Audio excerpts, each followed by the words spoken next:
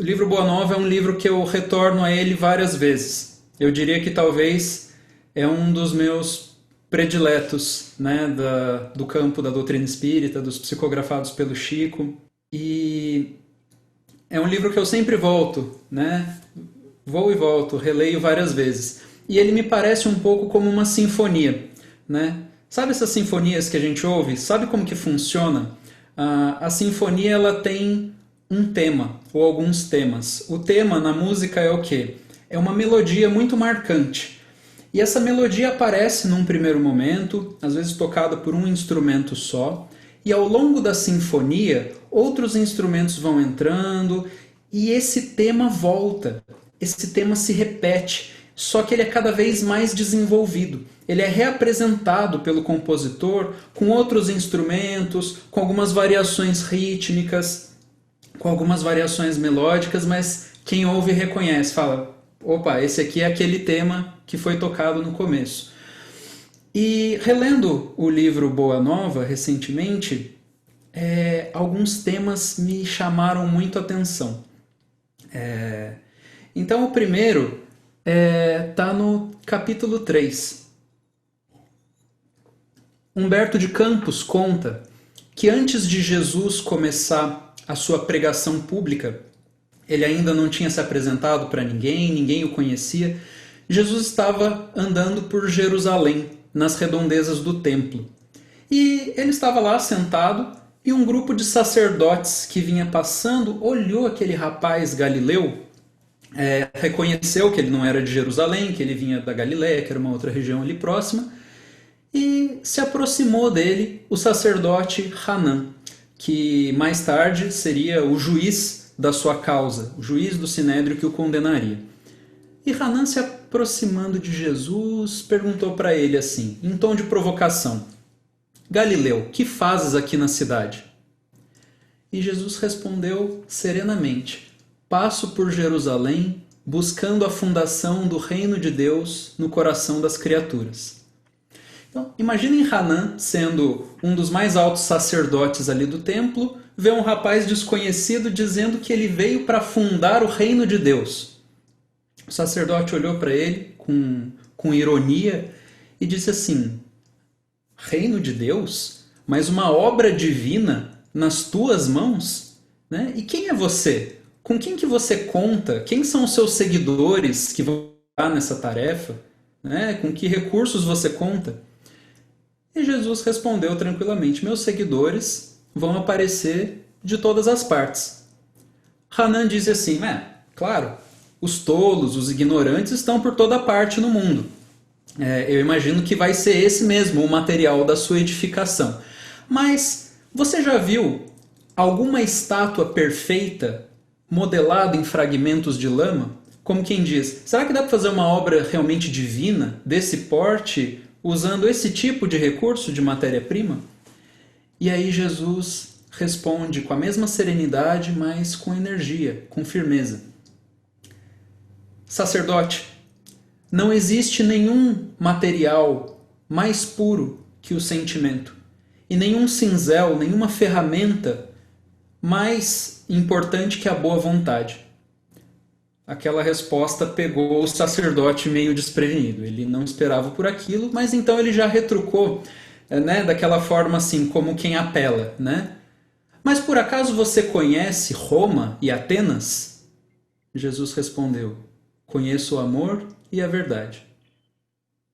O sacerdote olhou para aquela resposta e falou assim: você conhece os códigos provinciais, as leis aqui do templo? E Jesus disse apenas: conheço a vontade do meu Pai que está nos céus. O sacerdote, depois daquela resposta, já ficando sem argumentos, deu uma gargalhada irônica, de desprezo, e se foi. Entrou no templo. Humberto de Campos conta que Jesus, depois daquilo, se encaminhou para Galiléia. E chegando lá, ele foi para a região do lago, ali da Galiléia, na cidade de Cafarnaum. Antes da gente contar essa parte, né, nesse primeiro encontro de Jesus com o sacerdote do templo, é como se nessa sinfonia aparecessem os dois primeiros temas. As duas primeiras melodias que elas vão voltar, vão reaparecer, vão se repetir e serem desenvolvidas na narrativa de Humberto de Campos. Quais são? O primeiro tema é que o reino dos céus. Quando Jesus falou que vinha construir o reino de Deus no coração das criaturas, e o sacerdote falou, mas reino de Deus, uma obra divina nas suas mãos? A gente percebe que o sacerdote não prestou atenção na segunda parte da frase que Jesus falou. O reino dos céus no coração das criaturas. Porque a pergunta que ele dirigiu a Jesus é, mas com quais recursos você conta para isso? Você conta com os recursos para fazer isso?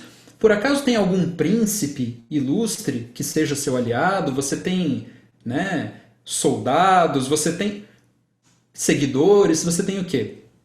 A concepção do sacerdote do que seria construir um reino de Deus era um reino de Deus exterior, na sua feição do mundo. E Jesus estava falando que o reino de Deus é uma obra a ser realizada no coração. Esse é o primeiro tema que a gente vê. E o segundo tema, a matéria-prima. Se é para ser uma obra construída no coração, que matéria-prima que a gente usa para isso? É o sentimento, né? E a ferramenta é a boa vontade. Então, esses são os primeiros temas. Quando Jesus chega em Cafarnaum e encontra o lago ali dos pescadores, ele fica um tempo observando os pescadores e espera o primeiro barco chegar, atracar, e aí descem dois homens. Era Simão e André, dois irmãos. E Jesus vai ao encontro deles, né? E a narrativa é muito interessante porque diz, Jesus se apresentou a eles, é como se eles de alguma forma já se conhecessem, mas não sabiam explicar que era aquele sentimento que tinham em relação àquele homem. E Jesus pergunta, né? Quereis vir comigo para construir o reino dos céus, o reino de Deus? Então os dois irmãos se olharam, né, sentindo uma coisa muito boa, muito positiva, e André disse assim, mas um reino? Cafarnaum é uma cidade, é uma aldeia tão pequena, tem tão poucas casas. E aí na mesma hora Simão Pedro virou, querendo demonstrar que assim, aquilo não era problema, não, a gente, vamos fazer. E disse assim, mas o lago é grande, não tem só Cafarnaum, existem outras aldeias em torno e o reino poderia abranger todas elas.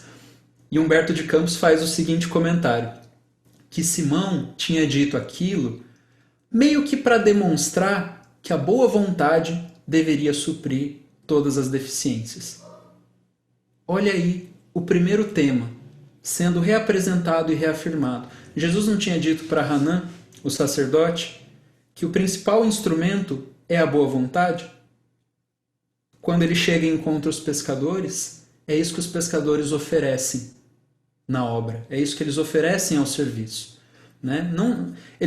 Para começar, que eles também não tinham entendido o que era esse tal de reino que ia ser construído. Imaginaram um reino mesmo, com cerca, com muro, com príncipe, e falaram, bom, pode ser em todas as aldeias aqui da vila, né? Demonstrando essa boa vontade. Jesus percebeu que eles tinham ainda que aprofundar essa compreensão do que seria esse reino, mas deixou as explicações para depois. E continuou conversando com eles, né? Explicou o que seria a doutrina, o evangelho, e perguntou para eles, vocês querem ser os meus discípulos?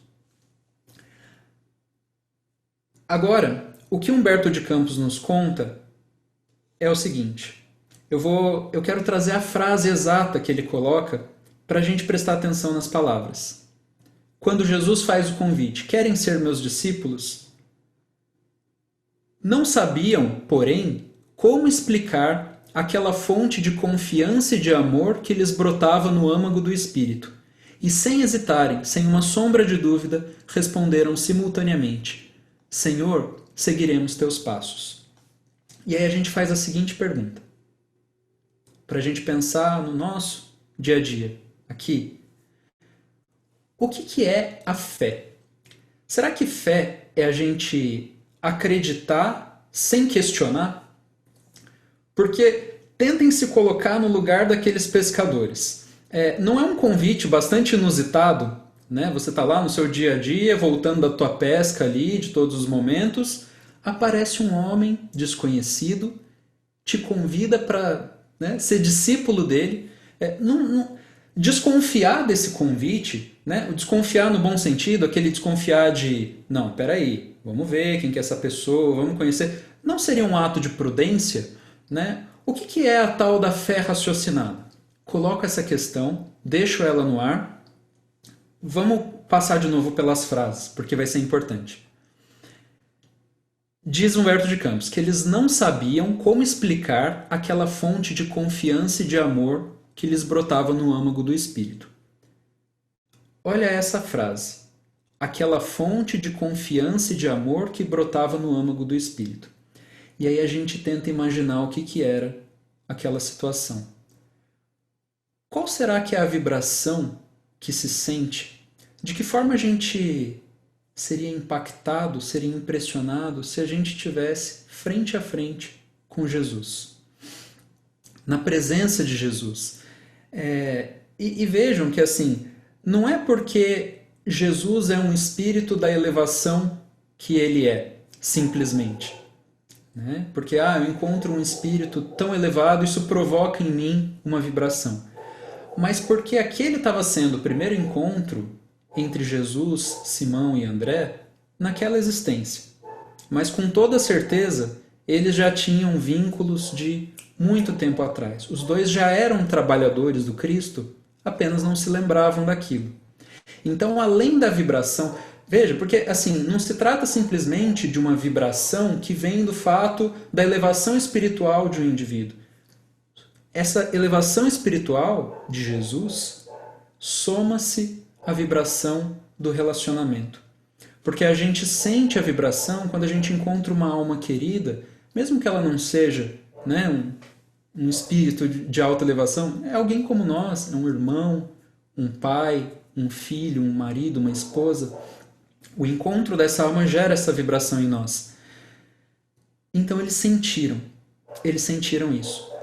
Mas, diz Humberto de Campos, não sabiam, porém, como explicar. Essa questão de explicar é porque, assim, convenhamos, é preciso ter razões muito fortes para você seguir alguém, né? Porque o seguir daquela época não é que nem o dar follow na rede social de hoje. Eu sigo fulano no Instagram. Isso é uma coisa. Agora, seguir, se tornar discípulo, significa você renunciar ao teu cotidiano, renunciar à tua caminhada e fazer uma mudança, ir por um novo caminho. Os judeus daquela época já aguardavam a vinda de um Messias. Eles já tinham isso anunciado por meio de profecias.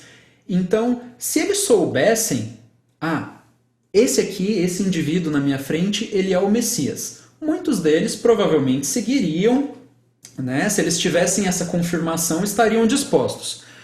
Mas qual que é a credencial para você ser confirmado como um Messias? O que você, né, um Messias que está chegando, que não é conhecido ainda daquele povo, o que você pode apresentar para as pessoas para que elas confirmem que você é o Messias?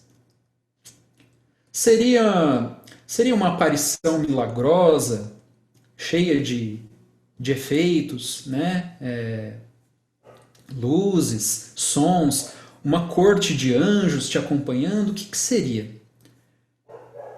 Jesus, sendo o governador espiritual do planeta, sendo o espírito que era, co-criador com Deus, certamente teria à sua disposição qualquer recurso de que ele achasse necessário para se apresentar de uma forma incontestável, que não sobrasse nenhuma dúvida em relação ao seu poder, em relação à sua natureza espiritual, mas ele não apresentou nenhuma credencial exterior.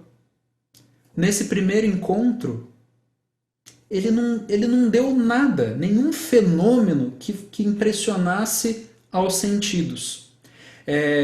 Nem esse tipo de fenômeno e nem também um status de nobreza, se apresentando como um príncipe, como um soberano, alguém com poder político, econômico. ele se apresentou como um homem de sandálias. Um homem simples que chegou caminhando até a beira do lago e encontrou os pescadores. Isso tem um motivo. É a reapresentação daquele tema. Quando diz que o reino dos céus deveria ser construído no coração da criatura, quando diz que o sentimento seria a principal matéria-prima, era isso que o Cristo estava buscando, estava querendo acessar naquelas pessoas, o sentimento. Porque talvez uma multidão quisesse segui-lo se ele se apresentasse, né, dando todas as mostras de ser um Messias. Mas era preciso chegar dessa forma anônima para que a adesão fosse pelo sentimento, fosse pelo coração. Porém, aquela coisa, né? Eles não sabiam explicar da onde vinha aquela fonte de confiança naquele homem que eles estavam vendo pela primeira vez. Mas será que, apesar deles não saberem explicar, essa confiança foi sem razão? Será que eles não tinham razão para confiar, para acreditar? E aí, isso traz um questionamento para a nossa época, que é o seguinte: a nossa cultura reduziu a razão àquilo que pode ser deduzido a partir de fatos, de dados externos. A gente tem um conjunto de dados, a gente toma uma decisão informada, isso é razão na nossa cultura. Isso é razão. Mas não apenas isso é razão. Essa é uma falsa concepção de lógica que vai precisar ser retratada. Porque a lógica é sim um princípio do universo. A lógica está em todas as coisas. Nada é aleatório, né? Aquilo que a gente chama de aleatório, ou que a gente olha e fala que não tem lógica, aquilo tem uma lógica que a gente não compreende, uma lógica que a gente não está acessando naquele momento. Mas lógica é um princípio, né, que organiza todas as coisas. Porém, existe uma diversidade de lógicas. E eu vou dar um exemplo bem prosaico aqui, bem do cotidiano, só para, né, sobre esse ponto da diversidade da lógica. Aquela coisa, né? Puxa, tinha aquela pessoa que era super legal, que morava na mesma rua que eu, a gente se dava super bem, ela era da mesma religião, nossas famílias se conheciam, era um partidão, né, pra gente se casar. Mas, embora a gente tivesse tudo para dar certo, não rolou a química, entre aspas, ficou só na amizade. E esse só na amizade, como se a amizade não fosse, né, uma relação de tanto valor, de tanta importância. Mas a pessoa com que eu casei era uma pessoa diferente de mim, que morava longe, a gente teve que atravessar várias dificuldades, mas a gente é feliz. Se você olha para isso com aquela lógica linear, você fala, não tem sentido. Não faz sentido. Mas todos nós sabemos, né? O sentimento tem uma lógica que é própria. É a lógica do sentimento. Tentando analisar pela lógica tradicional, a gente não consegue encontrar as explicações. Mas se a gente para observar, a gente vai encontrando certos padrões. A gente vai percebendo as ligações, os motivos de cada coisa, né? E aí a gente descobre outras lógicas. Então, para dizer o seguinte, os apóstolos tinham razões, e razões muito fortes, embora razões que eles não soubessem explicar. A realidade acontece independentemente da gente saber explicar ou não. Quantas vezes a gente sabe uma coisa e a gente não sabe explicar como que a gente sabe essa coisa? Se alguém perguntar, nossa, mas como que você teve essa ideia? Você fala, puxa, não sei, eu olhei aqui a situação, olhei para aquilo, pensei, pode ser assim. Não sei explicar como que eu cheguei a isso, mas eu cheguei, né? Então, constatar a realidade muitas vezes é mais importante do que saber explicar a realidade, né? E naquele momento os discípulos tinham dentro deles, ressoando nessa forma de vibração e de sentimento, essa certeza de que era aquilo o caminho a seguir. E por fim a última frase era, sem hesitarem, sem uma sombra de dúvida, responderam, Senhor, estamos prontos. Então, assim, né? A vibração do contexto com Jesus, essa verdade capaz de produzir esse sentimento. Na nossa mocidade, Augusto César Neto aqui de Pindamonhangaba, a gente esse ano tem estudado com muita atenção, com muito cuidado, o tema da consciência. E essa comunicação que a gente precisa ter com a nossa própria consciência. Porque a nossa consciência, quando a gente lê lá no Livro dos Espíritos, que todos nós fomos criados simples e ignorantes, mas que Deus colocou em cada um de nós uma centelha divina, que é a nossa perfectibilidade, que ainda precisa ser desenvolvida, mas que um dia vai desabrochar e vai nos levar à perfeição, que vai espelhar as qualidades de Deus. Esse germe divino, essa centelha divina, onde fica? Se não na nossa consciência. A nossa consciência é o que faz com que, mesmo que a gente esteja numa situação adversa, que a gente não tenha informação completa para tomar uma decisão, que a gente esteja cheio de dúvidas, a gente consegue ter uma bússola que aponta para o norte verdadeiro. Acontece que muitas vezes a nossa consciência ela tem ficado enferrujada, vamos dizer assim, por falta de uso. A gente não acessa ela com frequência e aí a gente não se acostuma a ouvi-la. Mas esse exercício que a gente está fazendo na nossa mocidade, a gente chamou de exercício da consciência, foi inspirado em um livro, que é o seguinte: quando você está com alguma dúvida, o que fazer nesse sentido? Que decisão tomar? Que escolha? Senta, se asserena, faz a tua prece, formula a questão mentalmente e pergunta para a sua consciência. E aí, assim, certamente estamos amparados por amigos espirituais para fazer esse exercício, mas não se trata de julgar se tem a ver com mediunidade, se não tem, se é inspiração, se vem de mim. Isso não importa tanto. A gente faz a pergunta para a nossa consciência. Né? Por exemplo, se a gente estiver, vamos dizer, diante de uma situação que a gente pode mudar de emprego ou mudar de cidade, né? Caso ou não caso, sai ou não sai, o que eu faço? Né? Decisões que a gente precisa tomar. Faz a pergunta para a consciência. A consciência vai te responder. E a consciência responde na hora. O que acontece? Qual que é o problema? A gente recebe a resposta da consciência e começa a colocar as nossas justificativas. E fala, não, mas isso não pode ser por causa disso, por causa daquilo. Aí a gente se perde. Aí a gente se desvia daquilo que a consciência está querendo nos apontar. Então é um exercício a gente fazer a pergunta e quando ouvir aquele primeiro sentimento mais forte que vem te dirigindo para uma situação e que a gente sabe que não se trata simplesmente do nosso desejo, a gente recebe aquilo como uma certa verdade, ouvir aquilo sem justificativas. Porque muitas vezes vai contra o nosso conforto, vai contra a nossa conveniência. Não é o caminho que a gente gostaria de fazer, porque vai dar mais trabalho, mas é aquilo que a consciência está apontando. E o terceiro passo, agir com coragem. Né?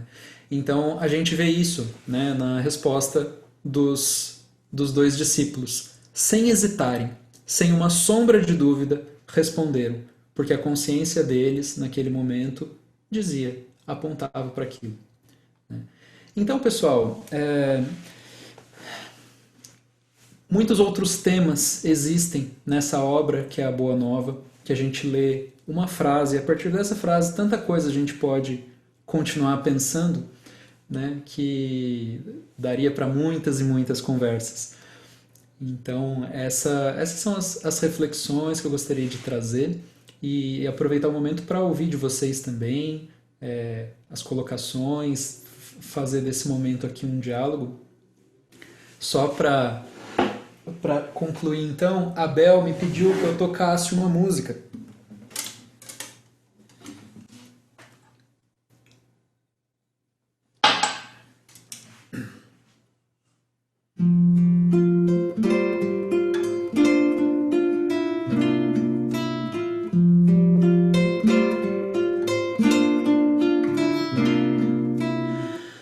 Vem que eu te farei um pescador e será Cefas, pedra, e onde a agonia do vazio medra, frutificarás a mitigar a fome. Quero ir contigo, mas receio as águas, temo afundar enquanto vais andando. Se no horto já pressentes tuas chagas, eu, Tiago e João ao chão em sono. Como não bastasse, eis-me a ferir um soldado que te traz voz de prisão.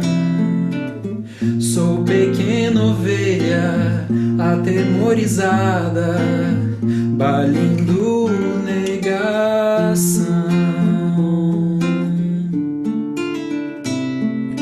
Volvo a vida e tomo pela tua mão. Crê, te levarei onde não queiras ir. Pedro, tu me amas, Pedro, tu me amas, Pedro, tu me amas. E tu que és a rocha, constrói a minha casa no coração do irmão.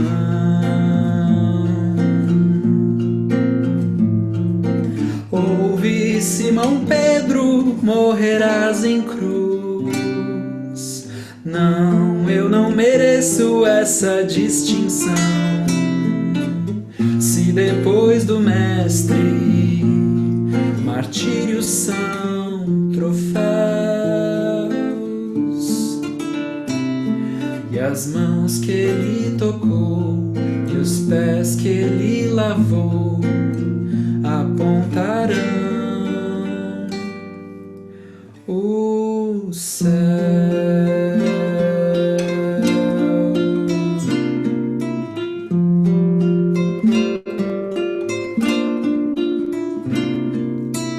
Vem que eu te farei um pescador de homens, se perseverares será Cefas, pedra.